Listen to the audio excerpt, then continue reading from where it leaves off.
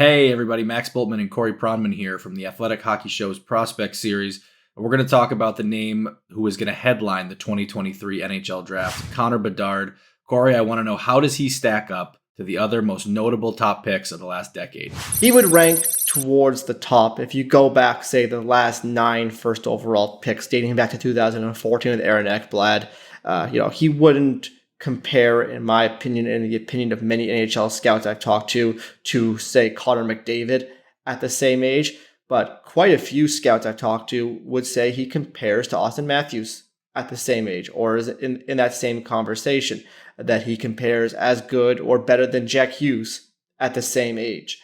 You can maybe make an analogy between him, and he wasn't a first overall pick, but maybe he would be similar to where Jack Eichel was as a prospect at the same age. Different types of players in that regard. Doesn't skate like Jack Hughes, doesn't have the size of Eichel or Matthews, but in terms of that combination, you argue that he has the highest pure skill level of the group. I mean, you look at what he does in junior hockey between the WHL, the World Juniors, U18s over several years. The offense this guy consistently produces is off the charts. He has so much skill, so much offensive creativity. His shot is game-breaking quality. He will be an excellent NHL player and projects to be the kind of player that you hope can change the timeline of a franchise's rebuild.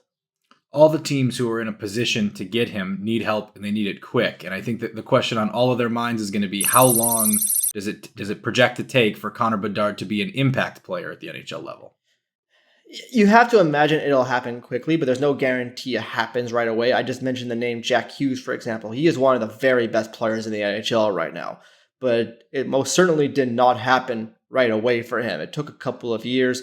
Matthews, it did happen right away. Rasmus Dahlin, who looks like an excellent first round pick, he was very good right away, but it took a couple of years for him to become the Norris Trophy candidate he is right now. I'm guessing he'll be very good to start. I can't tell you he's going to be an elite NHL player right away. His body is not that developed. He is barely 5'10". You look at how long, Steven Stamkos took that extra year or two before he got going when he was a first overall pick. I'm guessing by year 2, year 3, he becomes a really impactful player, but expecting it as an 18-year-old may be a little aggressive.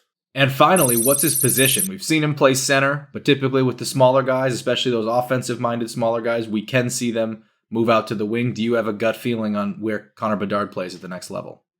Yeah, I mean, he's measured at barely 5'10". There aren't a whole lot of guys like that who play center in the NHL. Obviously, Jack Hughes was about 5'10", 5'10 and a half going into his draft. He ended up being an NHL center. I believe he started on the wing initially with New Jersey, but his skating is so much more dimensional than Bedard. But I do think whoever drafts him first overall, I think you have to at least try it.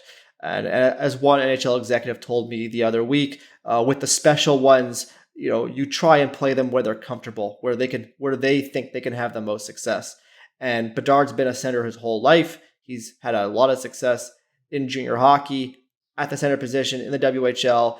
It's interesting when we talk about how Fantilli, for example, Adam Fantilli, projected number 2 pick, is for sure an NHL center, but Bedard could be wing. But when they played on the same team at the U18 Worlds last spring, Bedard was the center and Fantilli was the wing.